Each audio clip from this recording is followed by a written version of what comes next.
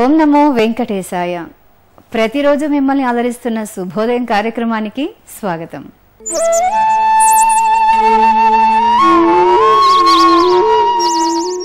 తిరుమలగిరిలో వెలిసి భక్తులను అనుగ్రహిస్తున్న ఆ శ్రీనివాసుని ఆశీస్సులు మనపై ఎల్లప్పుడూ కలగాలని కోరుకుంటూ శ్రీ వెంకటేశ్వర వజ్రకవచ స్తోత్రం చూద్దాం.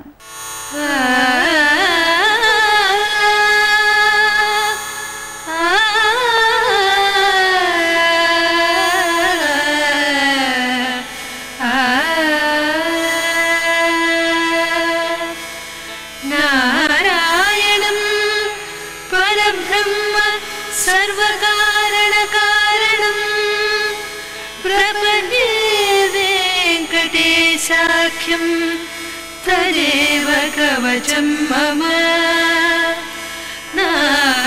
नारायणं परब्रह्म सर्वकारणकारणं प्रपद्ये वेङ्कटेशाख्यं तदेव कवचं मम सहस्रशीर्षा पुरुषो वेंकटेश शिरोवतो प्राणेशः प्राणनिलयः प्राणं रक्षतु मे हरिः.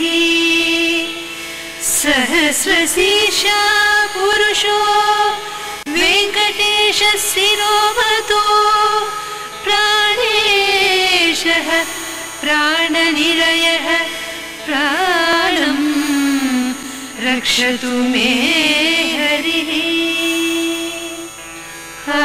आकाशराट् सुरानाथ आत्मानं मे सदा वदो देवदेवोत्तमः पायाद्देहं मे वेङ्कटेश्वरः. आकाशराट् सुरानाथ आत्मानं मे सदा वदो देवदेवोत्तमः पायाद्देहं मे वेङ्कटेश्वरः. सर्वत्र सर्वकालेषु मङ्गाम्बाजानिरीश्वरः पालयेन्मामकं कर्म साफल्यं नः प्रयच्छतु. सर्वत्र सर्वकालेषु मङ्गाम्बाजानिरीश्वरः पालयेन्मामकं कर्म साफल्यं नः प्रयच्छतु. ययेतद्वज्रकवचमभेद्यं वेङ्कटेशितुः सायं प्रातः पठेन्नित्यं मृत्युं तरति निर्भयः. इति मार्कण्डेयकृत वेङ्कटेश्वर वज्रकवचं सम्पूर्णम्. భారతీయ ధార్మిక విషయాలన్నింటినీ ప్రతిబింబించేవి మన వేదాలు. వేద పఠనం విందాం, భగవంతుని అనుగ్రహాన్ని పొందుదాం. ఓం శ్రీ గురుభ్యో నమః. హరిః ఓం. ఇమం మే వరుణ శ్రుధి హవా మద్యా చ మృళయా త్వామావస్యురాచాకే తత్వాయామి బ్రహ్మణా వందామానస్తదాశాస్తే యజమానో హవిర్భిః అహేలమానో వరుణేహ భోజ్యరుషగ్నో సమాన ఆయః ప్రమోసీః. త్వన్నో అగ్నే వరుణస్య విద్వాన్ దేవస్య హేలో అవాయాసి శిష్ఠాః. యజిష్ఠో వహ్నేతమశ్రోషోజానో విశ్వాద్వేషాగ్నోసి ప్రమో ముగ్ధ్యస్మత్. సత్వన్నో అగ్నే వమో భావో తేనేదిష్ఠో అస్యావుషసో వ్యుష్టౌ. అవాయక్ష్వణో వరుణగ్నోరరానో వీహిమృలీకగ్నో సుహవో నయేధి. మహీమూషు మాతరగ్నో సువ్రతానామృతస్య పత్నీమవాసే హువేమ. तुविक्षत्रामजरन्ते मुरोचेग्गो सुशर्मा नमदेतिग्गो सुप्रणीतिम् सुत्रामानम् पृथिवेन्द्यामानेहसग्गो सुशर्मा नमदेतिग्गो सुप्रणीतिम् देवेन्नावग्रस्वरित्रामनागसमस्रावन्ती मारुहे मा स्वस्तये सुनावमारुहे यमस्रावन्ती मनागसम् शतार्द्रगुस्वस्तये आनो मित्रावरुणा घृतेर्गव्योतिमुक्षतम् मामाजनगुंसुकृतो सिश्रुतम् दीवसेन आनो गव्योतिमुक्षतम् घृतेन आमाजने श्रवयतम् युवाना श्रुतम् मे मित्रावरुणा हवेमा शन्नो भवन्तु वाजिनो हवेषु देवतामितद्रावस्वर्गाः जम्भयन्तो हिमृकग्नो रक्षाग्नो ससनेम् यस्मद्यो यवन्नमीवाः तेनो अर्वन्तो हवनः श्रुतो हवम् विश्वे शृण्वन्तु वाजिनो मितद्रावः सहस्रता मेधता युवत्मना महो येथनग्नो समिधेषु जिभ्रे वाजे वाजेवत वाजिनो नोधनेषु विप्रा अमृतार्तज्ञाः अस्य मध्वः पिबतमादयध्वम् तृप्तायातमतिभिर्देवयानैः देवस्य त्वादपितः प्रासवेश्विनोर्बाहुभ्याम् पूष्णो हस्ताभ्याम् संवापामि समाप ओषाधेभिः समोषाधयोरसेन सग्रो रेवतेर्जगादेभिः सम्मधोमतेर्मधोमतेभिः पृच्यन्ताम् जनायत्ये त्वा संयोमि इदमग्नेरिदमग्ने सोमायो ऋषे त्वा धर्मोऽसि विश्वायोरुप्राधस्वोरुते यज्ञपातिः प्रथताम्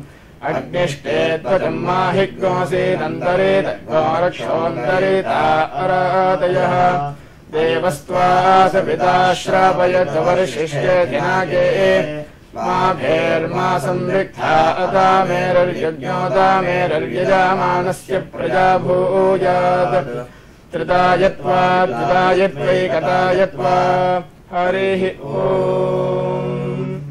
సంవత్సరంలో ఒక్కో మాసమందు ఒక్కొక్క ప్రయోజనాన్ని భగవంతుడు సమకూర్చాడు. ఇప్పుడు మనం ఆశ్వేజ మాసంలో ఉన్నాం కనుక ఆశ్వేజ మాస వైశిష్ట్యాన్ని తెలుసుకుందాం. సర్వాత్మన్ సర్వలోకేశ సర్వవ్యాపిన్ సనాతన హే వామన నమస్తేస్తు నరకార్ణవతారక.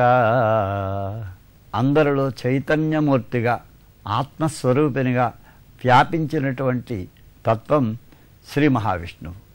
అందుచేత సర్వాత్మన్ సర్వలోకేశ, సమస్త లోకాలకి కూడా అధిపతివైనటువంటి ఓ స్వామి, నీవు సర్వవ్యాపిన్, నీవు వ్యాపించనటువంటి స్థానం లేదు, అందుచేతలు లేవు సర్వవ్యాపివి. అలాగే సనాతన, సనాతన శబ్దానికి అర్థం సర్వకాలములలో ఉండేటువంటి విషయము అని. శ్రీ మహావిష్ణువు భూతకాలంలోనూ వర్తమాన కాలంలోనూ భవిష్యత్ కాలంలోనూ కాలాతీతమైనటువంటి స్థితిలో కూడా ఆయన ఎప్పుడూ ఉంటారు కనుక ఆయనకు సనాతనుడు అనేటువంటి వ్యవహారం అన్నమాట. అందుచేత ఓ సనాతన అనేటువంటి సంబోధన. సనాతన ధర్మం అనేటువంటిది మనకు వినబడుతూ ఉంటుంది. చాలామంది సనాతన ధర్మం అనగానే ప్రాచీన ధర్మం అనేటువంటి అర్థం చెప్తూ ఉంటారు. కానీ గమనించవలసినటువంటి విషయం ఏంటంటే సనాతన శబ్దానికి నిత్య నూతనము, నిత్యమైనటువంటిది, సర్వకాలాలలో వ్యాప్తమై ఉండేటువంటిది సనాతనం అన్నమాట. అందుచేత సనాతన అనేటువంటి శబ్దానికి అంత వైశిష్ట్యం ఉన్నది. అలాగే హే వామన నమస్తేస్తు, ఓ వామన నీకు నమస్కారమయ్యా. నరకార్ణవతారక, ఆర్ణవం అంటే సముద్రం, నరకార్ణవం అంటే నరకం అనేటువంటి సముద్రం అన్నమాట. మనం చేసేటువంటి అకృత్యాల యొక్క ప్రభావం మనను నరకానికి దారితీస్తూ ఉంటుంది. అయితే ఆ అకృత్యాలు అవి సముద్రం అంత ఉంటాయి. మనకి తెలిసి తెలియక చేసేటువంటి ఎన్నో రకాలైనటువంటి తప్పిదాల యొక్క ఫలితం అన్నమాట. అటువంటి నరకం నుంచి ఉద్ధరించి దాటింపచేసేటువంటి ఆ దేవదేవుడు ఎవరంటే వామనుడు అని. నరకార్ణవతారక ఆ నరక సముద్రాన్ని దాటించేటువంటి ఓ స్వామి నీకు నమస్కారం అయ్యా అని చెప్పేసని వామనమూర్తిని మనం నమస్కరించుకోదగినటువంటి స్తోత్రంలో ఒక శ్లోకం ఈ శ్లోకం. దీన్ని ఆశ్వేజ మాసంలో మనం పఠించుకోవచ్చు. ఈ రోజు తిథిలో దాగి ఉన్న విశిష్టతను చూద్దాం. ఈరోజు అక్టోబర్ 29వ తేదీ చాంద్రమాన దుర్ముఖనామ సంవత్సర దక్షిణాయన శరదృతువులో ఆశ్వేజ మాసంలో బహుళపక్షంలో చతుర్దశి తిథి హస్తానక్షత్రం శనివారం. ఈ రోజున కొన్ని విశేషాలున్నాయి.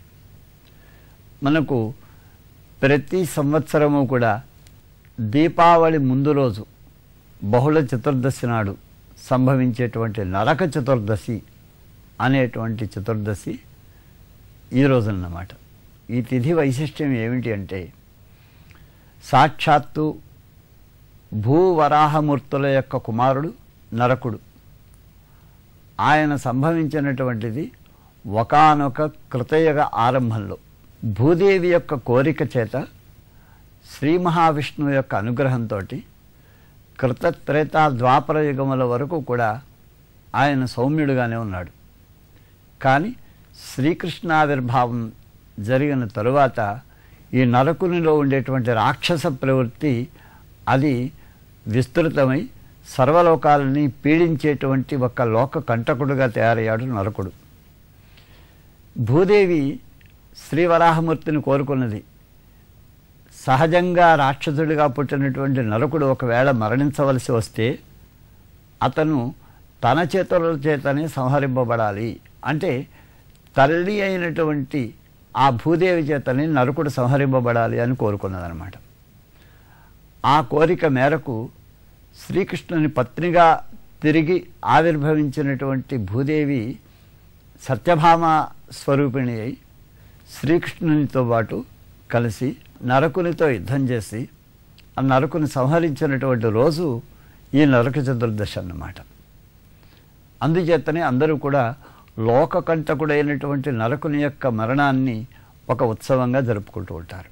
అలాగే తాత్వికంగా కనుక మనం చూస్తున్నట్లయితే నరక శబ్దం అనేటువంటిది మనం చేసేటువంటి పాపములకు అన్నిటికీ కూడా ఫలితంగా జీవులందరూ చేరుకునేటువంటి సర్వవిధములైనటువంటి క్లేశములతో కూడుకుని ఉండేటువంటి స్థానం అన్నమాట.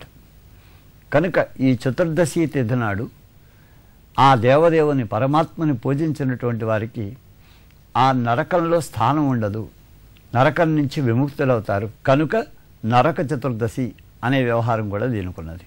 ఇలాగా ఈ నరక చతుర్దశి అనేటువంటిది ఇది ఒక విశేషమైతే, ఇక రెండవ విశేషం ఏంటంటే శ్రీ వేదాంత దేశికుల యొక్క ఉత్సవారంభ దినం అన్నమాట.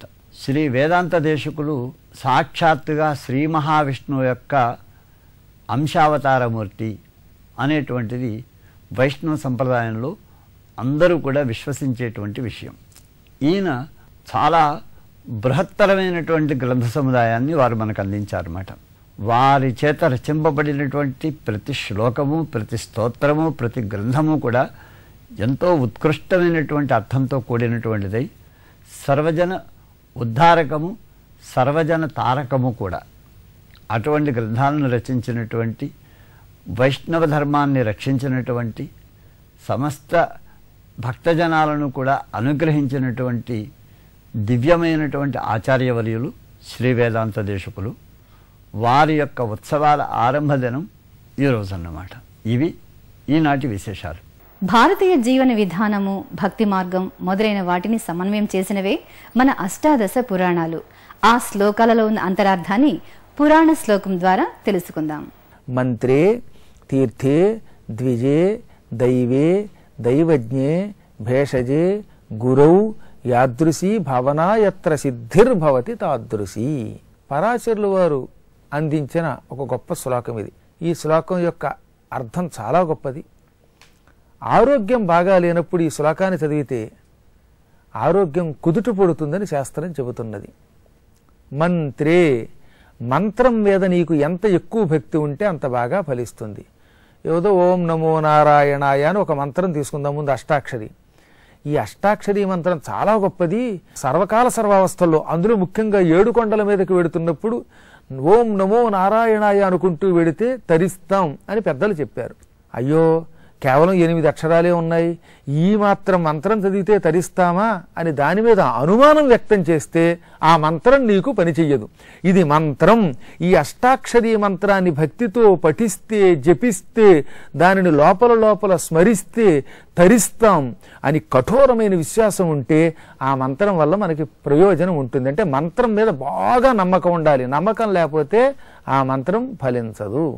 రెండవది తీర్థే, తీర్థయాత్రా స్థలాలు కూడా అంతే. ఇవి సప్తగిరులు, ఇక్కడ శ్రీమన్నారాయణుడు ఉన్నాడు అని నమ్మకంతో వెళ్ళాలి. అంతేగాని ఆ కొండలే కదా అనుకుంటే ఉత్తి కొండలే మిగులుతాయి. కాదు, ఈ కొండ సాక్షాత్తు పరమాత్మ అనుకుంటే అప్పుడు అది పరమాత్మగా గోచరించి ఆ తీర్థయాత్ర ఫలితం మనకి ఇస్తుంది.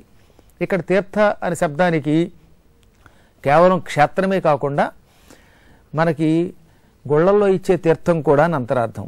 గుడిలో చేతిలో తీర్థం పోయిగానే ఇవి నీళ్లే కదా, లేక పచ్చకర్పూరం కలిపిన నీళ్లే కదా, తులసీదళంతో నీళ్లే కదా అనుకోకుండా ఇది పరమాత్ముని యొక్క పాదజలము అని కళ్ళకద్దుకు తాగితే, నమ్మకంతో తాగితే అది మనకి ప్రయోజనం ఇస్తుంది.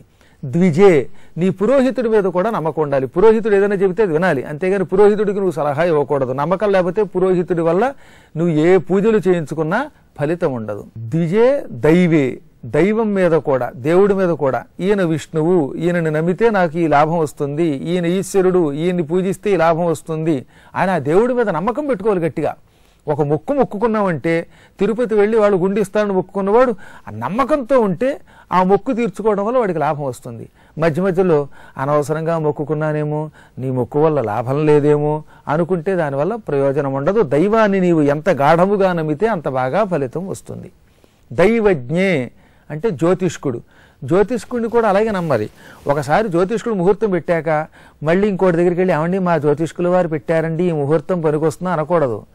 ఒక వ్యక్తిని నమ్మాలి, ఆ ముహూర్తాన్ని నమ్మాలి, అలాగే చెయ్యాలి. జ్యోతిష్కుడిని నమ్మితే అలా నమ్మాలి, లేకపోతే మానేయి, పూర్తిగా నమ్మాలి. భేషజే, వైద్యుడిని కూడా అంతే. వైద్యుడి దగ్గరికి వెళ్ళేటప్పుడు ఈ డాక్టర్ గారు మందిస్తే రోగం తగ్గుతుందని నమ్మకంతో వెళ్ళాలి తప్ప డాక్టర్ గారు ఇంతేనా, ఇంకో ఇంజక్షన్ పడవకూడదా అని నువ్వు సలహా ఇవ్వకూడదు. ఆయన ఇచ్చిన మందు మీద నమ్మకం ఉంటేనే అది ఫలిస్తుంది. గురువు గారి మీద కూడా అంతే. గురువు గారు ఏదైనా చెబితే అది నమ్మాలి. గురువుగారు చెప్పిన ఈ శ్లోకం నిజమేనా, ఇందులో ఉన్నట్టుగా మనం నడుచుకోవడం వల్ల లాభం ఉందా అని ఒక్కసారి గురువు గారిని శంకిస్తే ఇక ఆ గురువు వల్ల నువ్వు ప్రయోజనం పొందలేవు. గురువు మీద దృఢమైన, అచంచలమైన, కఠినమైన విశ్వాసం కావాలి. అందుకే చిట్ట ఏమన్నాడు, యాదృశీ భావన ఎత్ర సిద్ధిర్భవతి తాదృశి.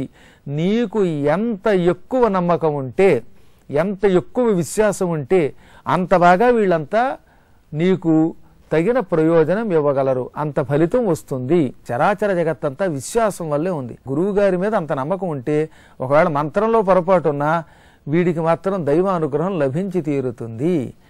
ఈ విషయాలలో చాలా జాగ్రత్తగా విశ్వాసంతో ఉండాలి. ఈ శ్లోకం మరోసారి చెప్పుకుందాం. మంత్రే తీర్థే ద్విజే దైవే దైవజ్ఞే భేషజే గురౌ యాదృశీ భావనా యత్ర సిద్ధిర్భవతి తాదృశీ. ఆదిశంకర విరచితమైన నారాయణ స్తోత్రాన్ని తిలకిద్దాం, ఆ శ్రీమన్నారాయణ కృపను పొందుదాం.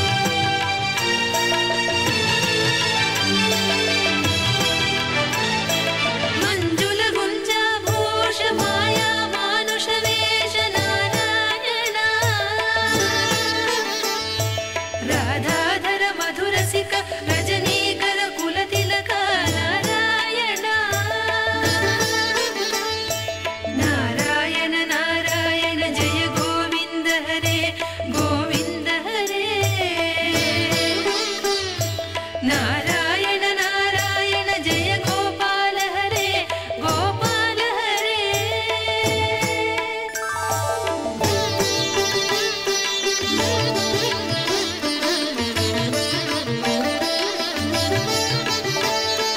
मुरली गान विनोद वेद स्तुत भूपाल नारायण वारिज भूषाभरण राजीव रुक्मिणी रमण नारायण नारायण नारायण जय गोविंद हरे गोविंद हरे नारायण नारायण जय गोपाल हरे गोपाल हरे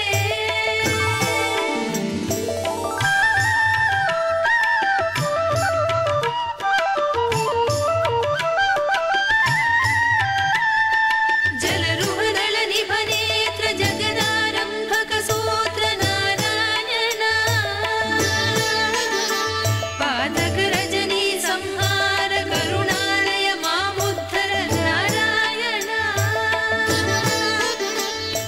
नारायण नारायण जय गोविंद हरे गोविंद हरे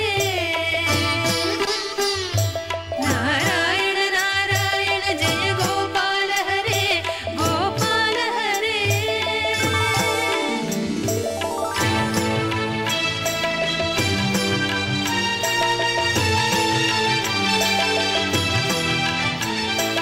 अघपग क्षय कंसारे केशव कृष्ण मुरारे नारायण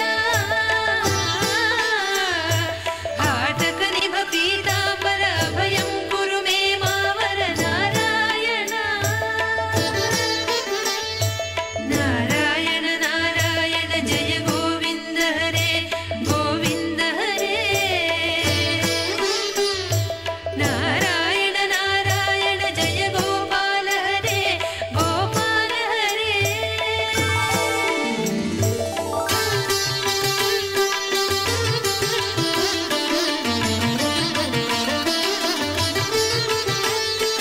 दशरथ राजकुमार दानव मन संहार नारायण गोवर्धन गिरि रमण गोपी मानस हरण नारायण नारायण नारायण जय गोविंद हरे गोविंद हरे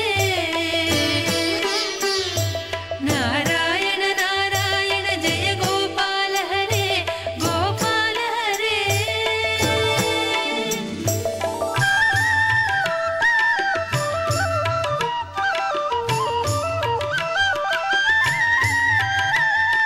सरयू तीर विहार सज्जन ऋषि मंदार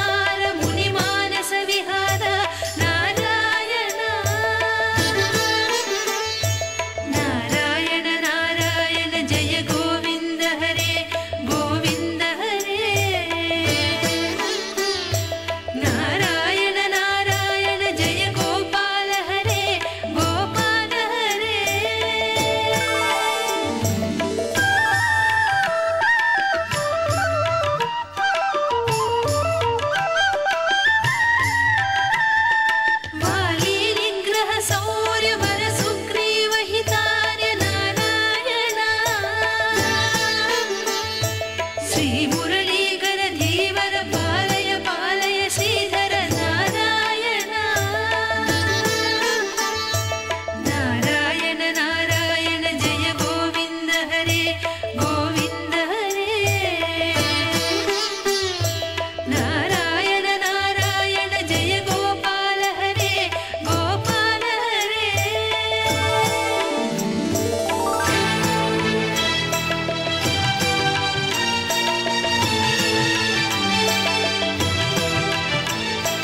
जलनिधि बन्धन धीर रावण कंठ विदान नारायण ताटक मर्दन राम नट गुण विविध धनाढ्य नारायण नारायण नारायण जय गोविन्द हरे गोविन्द हरे नारायण नारायण जय गोपाल हरे गोपाल हरे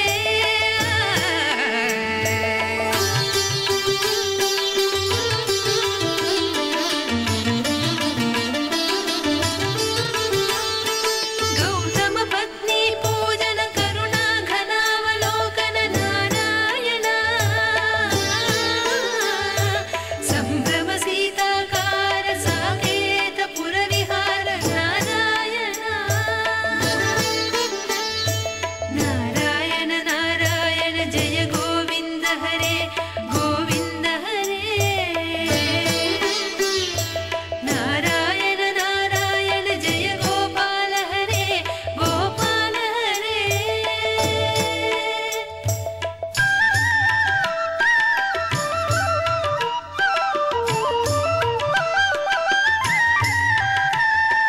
अचलो धृति चञ्चत्कर भक्तानुग्रह तत्पर नारायण नैगम गान विनोद रक्षित सुप्रह्लाद नारायण नारायण नारायण जय गोविन्द हरे नारायण नारायण नारायण जय गोपाल हरे नारायण नारायण नारायण इति श्रीमच्छङ्कराचार्य विरचित नारायण स्तोत्रं सम्पूर्णम् ప్రతిరోజు ఉపనిషత్తులో దాగి ఉన్న అనంతమైన విషయాలను తెలుసుకుంటున్నాం కదా. ఈ రోజు కూడా ఉపనిషత్తుల్లో ఉన్న సారాన్ని ఉపనిషద్వాణి ద్వారా తెలుసుకుందాం. జగదాశ్రయుడు జగద్వృక్షానికి ఆశ్రయదాత అయిన ఆ భగవంతుని మహిమను నచికేతుకు యమధర్మరాజు చెప్తూ తదేవామృతముచ్యతే, ఈ భగవంతుని అమృత అంటే నిత్యముక్తుడై ఉన్నాడు అని జ్ఞానులు వివరిస్తూ ఉన్నారు. అతని యందే అన్ని లోకాలు ఆశ్రయించుకొని ఉందట. 14 లోకాలు ఉన్నాయి. స్వర్గలోకం ఉంది, భువర్లోకం, మహోలోకం, జనోలోకం, తపోలోకం, సత్యలోకం, భూమి కింద అతల లోకం, వితల, సుతల, తలాతల, మహాతల, రసాతల, పాతాళ అనే ఈ సప్తలోకాలు సమగ్రంగా 14 లోకాలు, ఎన్నో పర్వతాలు, సముద్రములు, వీటినన్నిటినీ కూడా నియమించేది ఎవరు? ఇలాంటి సమగ్రమైనటువంటి ఈ ఒక లోకములంతా కూడా ఒకే ఒక వ్యక్తి తాను ఆశ్రయమిచ్చి కాపాడుతూ ఉన్నారు. సకల లోకములు ఆ భగవంతుని యందే ఉన్నది. తస్మిన్ లోకాశ్రితా సర్వే తదునాత్యేతి కశ్చన, ఆ పరమాత్మ యందే సమగ్ర లోకములు ఆశ్రయించుకుని ఉన్నది. అతన్ని మీరి ఎవరు కూడా దాటి వెళ్ళలేరు అని ఆ భగవంతుని మహిమను తెలుపుతూ యదిదం కించ జగత్ సర్వం ప్రాణయేయతి నిశ్రుతం మహద్భయం వజ్రముద్యతం యయేతద్విదురమృతాస్తే భవంతి. ఈ విశ్వము సర్వప్రేరకుడైన భగవంతునిచే ఉద్భవించింది, పుట్టింది.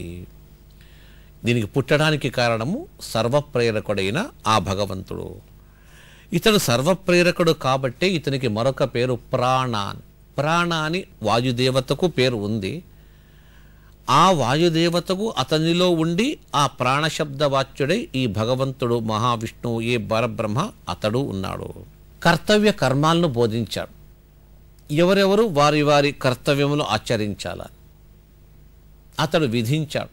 ఆ కర్తవ్యాన్ని ఈ లోకములో ఉండే నాయకులు అంటే దేవతలు, లోకపాలకులు అని అర్థం, వారు తమ తమ కర్తవ్యాన్ని వారు చేయాలట.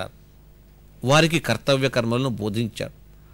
ఒకవేళ ఆ వ్యక్తులు తమ తమ కర్తవ్యములను ఆచరించకపోతే వారికి భయంకరాకారుడుగా భగవంతుడు గోచరిస్తాడు. అంటే ఆ దేవతలు, ఉదాహరణకు సూర్యుడున్నాడు, చంద్రుడున్నాడు, భూమి ఉంది. ఈ దేవతలు వారి వారి కర్తవ్యాలను వారు చేయాల, భయపడి చేస్తారట. ఈ రోజుల్లో ఉద్యోగం చేసేటప్పుడు ఆ ఉద్యోగస్తులకు భయం అనేది ఉండదు. ఎందుకు? పై అధికారి సరిగా ఉండడు కాబట్టి. అధికారి నిర్లక్ష్యంగా ఉన్నట్టయితే అతని కింద పనిచేసేవాళ్ళు నిర్లక్ష్య ప్రవృత్తులు అవుతారు. పైనుండి అధికారి అప్రమత్తంగా ఉన్నట్టయితే మిగతా వాళ్ళు భయపడతారు. ఈ భగవంతుడు ఈ విశ్వములో జరగవలసిన ఆ పనులను, వారి వారి కర్తవ్యాలను స్వయం తానే ఉండి పర్యవేక్షణ గావిస్తూ ఉంటాడు. అతని పర్యవేక్షణకు భయపడి ఆయా దేవతలు కానీ వారందరూ తమ తమ విధులను నిర్వహిస్తారట అని చెప్తూ, ఆ భగవంతుడే వీరికి మహద్భయం వజ్రముద్యతం యయేతద్విదురమృతాస్తే భవంతి. ఆ భగవంతుడు వజ్రమును ఎత్తి చేత పట్టి నిలబడి ఉంటాడు. అంటే ఆ భగవంతుడే ఒక వజ్రం వలె ఉన్నాడు. వజ్రం అంటే ఇంద్రుని వజ్రాయుధం అని అర్థం కాదు. ఇంద్రుడు ఏ విధంగా వజ్రాయుధం ధరిస్తే మిగతా వాళ్ళు భయపడతారో, ఇక్కడ భగవంతుడే వజ్రమట. వజ్రముద్యతం, వజ్రాయుధాన్ని చేతిలో పట్టిన వాని వలె ఆ భగవంతుడు నిలబడితే చాలట, అతడు భయంకరంగా ఉంటాడు. ఆయా దేవతలు మేఘములు సకాలంలో వర్షించాలా, పర్వతములు తమ పనులు తాము చేయాలా.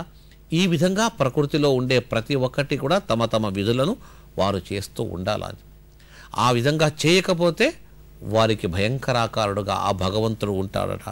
ఇలాంటి భగవంతుణ్ణి ఏతద్విదుహు అమృతాస్తే భవంతి, పరమాత్మని ఎవరైతే ఏతద్విదుహు తెలుసుకుంటారో, ఇతని మహత్వాన్ని సరిగా అర్థం చేసుకుంటారో వారు అమృతాహ తే భవంతి, వారు ముక్తులవుతారు. భగవంతుని సమీపానికి వెళ్ళి ఆ భగవంతుని చూచి ఆనందించి అతని ఆశ్రయము పొందుతారట. ఈ విధంగా మోక్షాన్ని పొందటానికి వారు ఆ భగవంతుని అనుగ్రహానికి పాత్రలవుతారు అని ఉపనిషత్తు ఈ విధంగా ఈ మంత్రభాగము బోధించింది. భగవంతుని ప్రసన్నం చేసుకునేందుకు మునులు, ఋషులు మనకు ప్రసాదించినవే మంత్రాలు. ఆ మంత్రాల యొక్క విశిష్టతను మంత్రబలం ద్వారా తెలుసుకుందాం. మనకు పెద్దలు ఉపదేశిస్తూ ఉంటారు. మాతృదేవోభవ, పితృదేవోభవ, ఆచార్య దేవోభవ అని. దేవతా శబ్దము చేత ఇహలోకంలో తల్లి, తండ్రి తర్వాత చెప్పబడుతూ ఉన్నారు గురువు. కొంతమంది అంటారు, అయ్యా తల్లిదండ్రులు అనేటువంటి వాళ్ళు జన్మకారకులు, ఈ జన్మ పరంపరల వల్ల దుఃఖాన్ని పొందుతూ ఉన్నావు, ఈ దుఃఖ పరంపరే లేకుండా చేసేటువంటి వాడు కదా గురువు. కనుక గురువు యొక్క స్థానం ఇంకా గొప్పది అంటారు.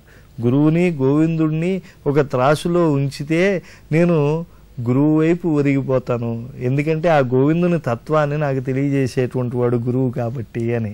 కనుక మనలో ఉండే అజ్ఞానం అనేటువంటి అంధకారాన్ని తొలగించేటువంటి గురువు ఎవరు అని అంటే విద్యలన్నిటికీ మూలభూతమైనటువంటి పరబ్రహ్మము దక్షిణామూర్తి. ఆయన కేవలము మనకి మానవులకు ఒక జీవుడికో కాదు, సమస్త లోకముల్లో ఉండేటువంటి సమస్త జనులకి ఆయనే గురువు. గురవే సర్వలోకానం భిషజే భవరోగిణాం. గురవే సర్వలోకానం, సర్వలోకములకు ఆయన గురువు అయితే ఈ సంసారం అనేటువంటిది ఒక భయంకరమైనటువంటి వ్యాధి. ఈ వ్యాధిని తొలగించుకోవాలి అని అంటే మరి వైద్యుడు కావాలి కదా. ఎవరు అనంటే ఆయన దక్షిణామూర్తి. ఈ సంసారం చాలా ఆనందం అని మనం అనుకుంటాం, కనుక మనకి అసలు గురువు యొక్క అనుగ్రహం వల్ల మనం ఈ సంసారం అనే బురదలో, దుఃఖంలో, వ్యాధిలో ఉన్నాము అని చెప్పి తెలుస్తుంది. మరి ఇది వ్యాధి అని తెలిసిన తర్వాత పోగొట్టగలిగేవాడు ఎవడు? భిషజే భవరోగిణాం. ఈ భవం అంటే సంసారం అనేటువంటి రోగానికి వైద్యుడు ఎవరు అనంటే దక్షిణామూర్తి. అయ్యా మరి సమస్త విద్యలకు ఆయనే నిధి. ఓ విద్యను నేర్చుకోవడానికి ఓ గురువు దగ్గరికి వెడుతూ ఉంటాం. లెక్కలకు ఓ గురువు, మళ్ళా సైన్స్కో గురువు, సోషల్ స్టడీస్కో గురువు. ఇన్ని గురువులు అక్కర్లేదయ్యా. ఒక్క దక్షిణామూర్తిని ఆశ్రయిస్తే నువ్వు ఏ వేదాంతమును ఏ మార్గంలో అధ్యయనం చేయాలనుకున్నా కూడా ఆయన యొక్క అనుగ్రహం సరిపోతుంది. గురవే సర్వలోకానాం భిషజే భవరోగిణాం నిధయే సర్వ విద్యానాం దక్షిణామూర్తయే నమః. కనుక సకల విద్యల యొక్క అనుగ్రహం కోసం ఆ దక్షిణామూర్తి స్వరూపాన్ని మనం ఆరాధన చేద్దాం, తరిద్దాం.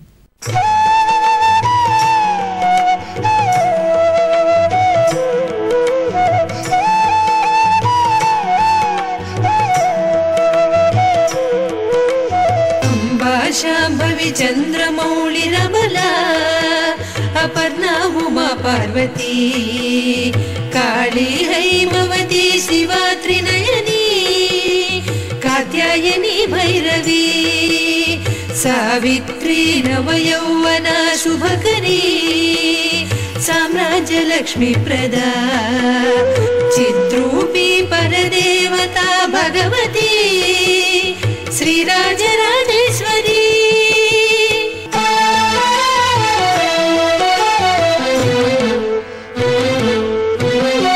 అంబా మోహిని దేవతా త్రిభువనీ ఆనంద సందాయిని వాణి పల్లవ పాణి వేణు మురళీ గాన ప్రియాలోలిని కళ్యాణి ఉడురాజ బింబవదనా ధూమ్రాక్ష సంహారిణి చిద్రూపీ పరదేవతా భగవతీ శ్రీరాజరాజేశ్వరీ.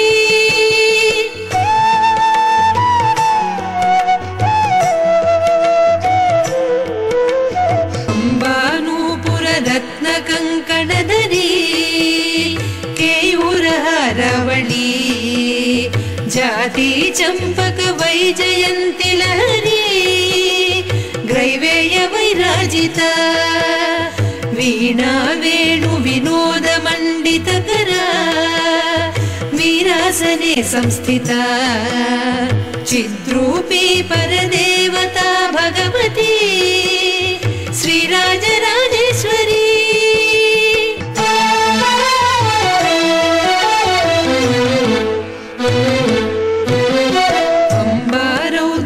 భద్రకాళి బగళా జ్వాలాముఖి వైష్ణవీ బ్రహ్మాణి త్రిపురాంతకే సురనుతా దేదీప్యమానోజ్వలా చాముండాశ్రిత రక్షపోష జననీ దాక్షాయణి పల్లవీ చిద్రూపీ పరదేవతా భగవతీ శ్రీరాజరాజేశ్వరీ.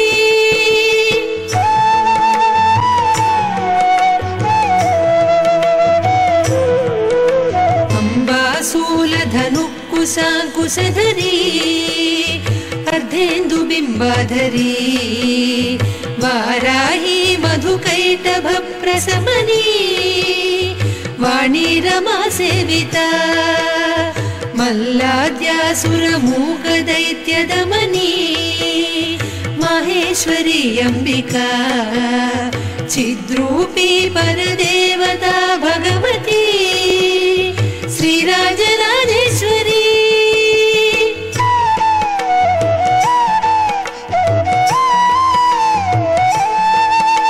అంబా సృష్టి వినాశ పాలనకరీ ఆర్యా విసంశోభితా గాయత్రీ ప్రణవాక్షరామృతరసః పూర్ణానుసంధీకృతా ఓంకారీ వినుతా సురార్చితపదా ఉద్దండ దైత్యాపహ చిద్రూపీ పరదేవతా భగవతీ శ్రీరాజరాజేశ్వరీ.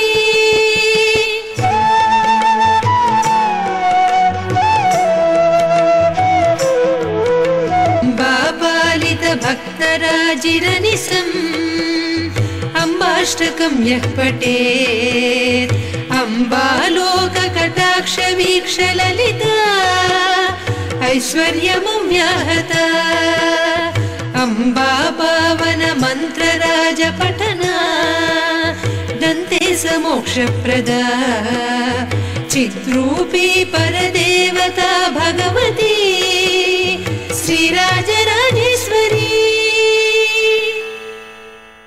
సదా మనం ఆచరించవలసిన ఆచార విధానాలను మన పూర్వీకులు మనకు వివరించినవే సదాచారాలు. అందులో ఒక సదాచారం విందాం, ఆచరించే ప్రయత్నం చేద్దాం. లక్ష్మీ సవిభ్రమాలోక శుభ్రో విభ్రమ చక్షుషే చక్షుషే సర్వలోకానాం వెంకటేశాయ మంగళం. ప్రియాతి ప్రియమైన మా ప్రేక్షకులకు నరక చతుర్దశి పండుగ శుభాకాంక్షలు, శుభాశీస్సులు. హరిజూచున్ హరిజూచు అంటూ నాచన సోమన్న అనే మహాకవి సత్యభామా సమేతుడైన కృష్ణ పరమాత్ముడు నరకాసురుణ్ణి ఎలా సంహరించాడో వర్ణిస్తాడు.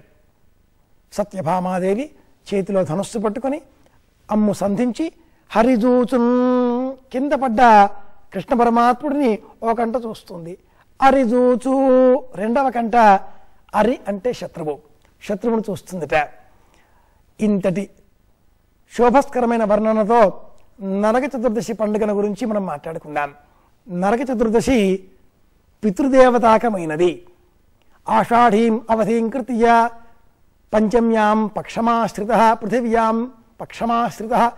పితృదేవతలు ఆషాఢమాసం బహుళపక్షం మొదలుగా ఆషాఢ బహుళం, శ్రావణ శుక్లపక్షం బహుళపక్షం, భాద్రపద శుక్లపక్షం బహుళపక్షం, ఇలా ఇంతకాలము ఆశ్రయించిన పితృదేవతలు ఇక ఈ లోకాన్ని విడిచిపెట్టి నరకాదుత్తీర్య శాశ్వత పరబ్రహ్మలోకే నిత్య నివాస సిద్ధ్యర్థం వైకుంఠం వైపు ప్రయాణం చేసే నిమిత్తంలో మార్గంగా, ఆ నిమిత్త మార్గంలో భాగంగా మనం దీపాలను వెలిగించాలి.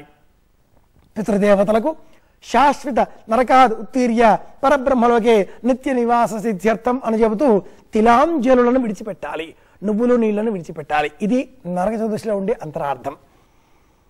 దానికి మనం కృష్ణుడు సత్యభామ అనే కథను చెప్పుకుంటున్నాం. దీనికి కూడా హేతు ఉంది. ఇది ఈ భూమికి ఉండేటటువంటి అయనాంశ చలన సంబంధిత వృత్తాంతం. కుజుడు భూపుత్రుడు, వాడికే నరకుడు అని పేరు. భూదేవి కుమారుడు, మాతృదేవత చేతిలో మనం కావాలని కోరుకున్నాడు. వాడు ఉండే ఊరు ఏమిటి? ప్రాక్ జ్యోతిషపురము. ఇలా ఆలోచన చేస్తే ఈ కాలంలో సూర్యనారాయణమూర్తి తులారాశిలో ఉదయిస్తాడు. సాయంత్రం మేషరాశిలో, ఆ మేషరాశికి అధిపతి కుజుడు. వీడుండేది ప్రాక్ జ్యోతిషపురం, తూర్పు వైపున.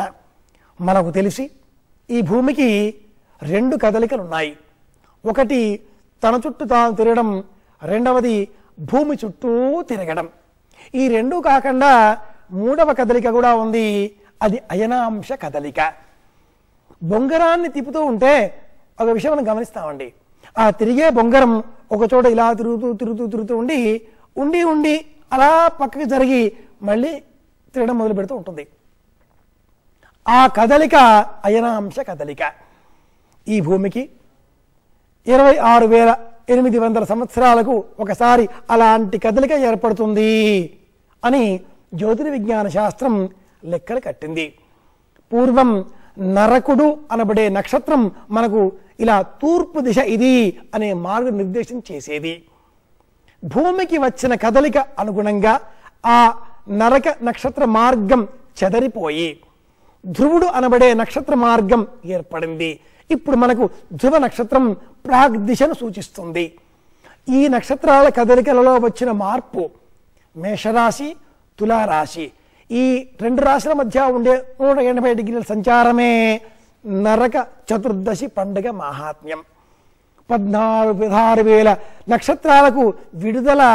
సింహంలో ఉండేటటువంటి సూర్యనారాయణమూర్తి కన్యామణి అయినటువంటి సత్యభామా సమేతుడై విడుదల కదిలిస్తాడు.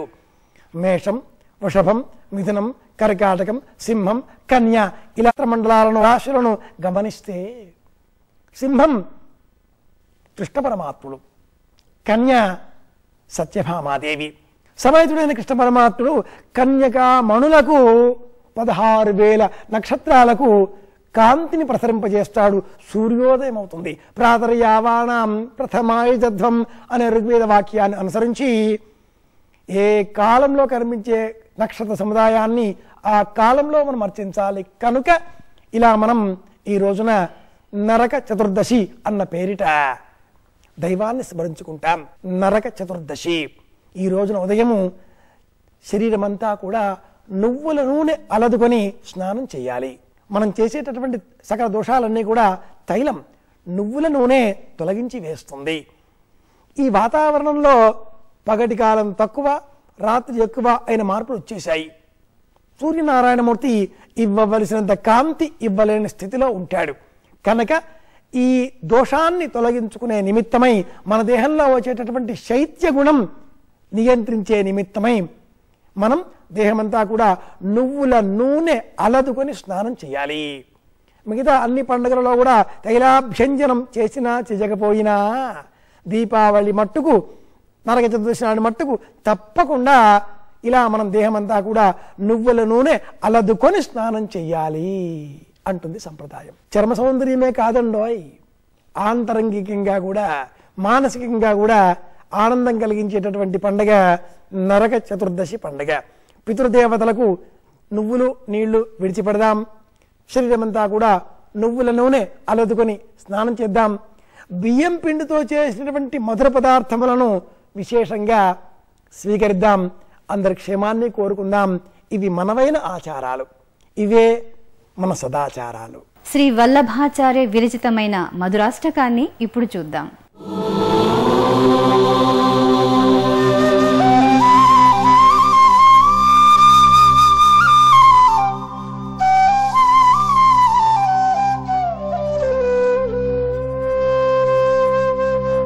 కృష్ణం వందే జగద్గురుం. అధరం మధురం వదనం మధురం నయనం మధురం హసితం మధురం హృదయం మధురం గమనం మధురం మధురాధిపతే అఖిలం మధురం మధురాధిపతే అఖిలం మధురం.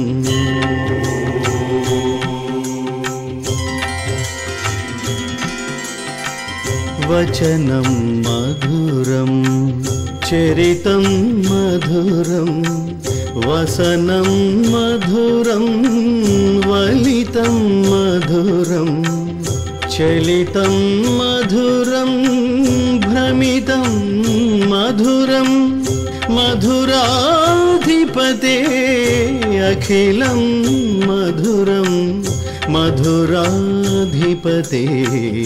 అఖిలం మధురం.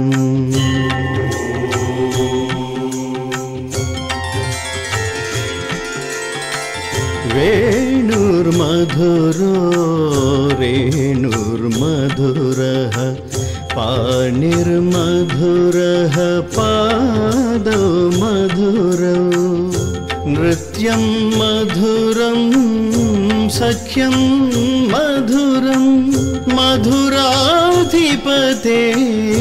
అఖిలం మధురం మధురాధిపతే అఖిలం మధురం.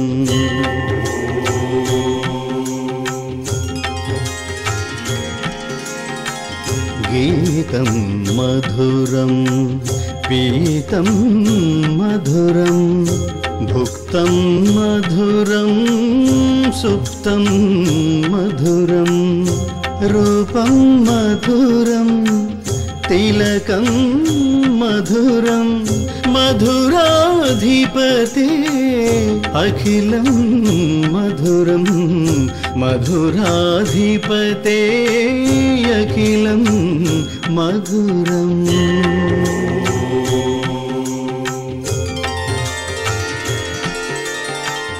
కరణం మధురం తరణం మధురం హరణం మధురం రమణం మధురం వమితం మధురం శమితం మధురం మధురాధిపతే అఖిలం మధురం మధురాధిపతే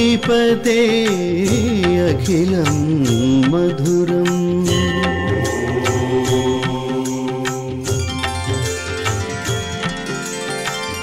గుంజ గిరిజా మధురా మాలా మధురా యమునా మధురా వీచి మధురా సలిలం మధురం కమలం మధురం మధురాధిపతే అఖిలం మధురం మధురాధిపతే అఖిలం మధురం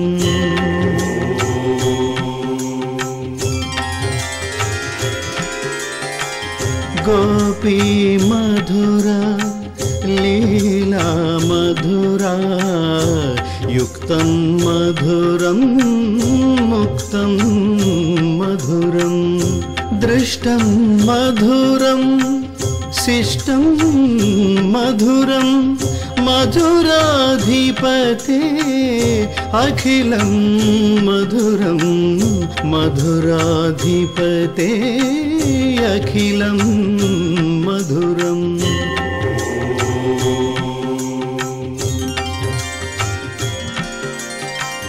గోపా మధురా గావో మధురా యష్టిర్మధురా సృష్టిర్మధురా దళితం మధురం ఫలితం మధురం మధురాధిపతే అఖిలం మధురం మధురాధిపతే అఖిలం మధురం इति श्रीमद्वल्लभाचार्यकृतं मधुराष्टकं సంపూర్ణం. ఈనాటి శుభోదయం కార్యక్రమం మిమ్మల్ని ఎంతగానో ఆదరించిందని ఆశిస్తూ రేపటి ఉదయం శుభోదయంలో మళ్ళీ కలుసుకుందాం. ఓం నమో వెంకటేశాయ.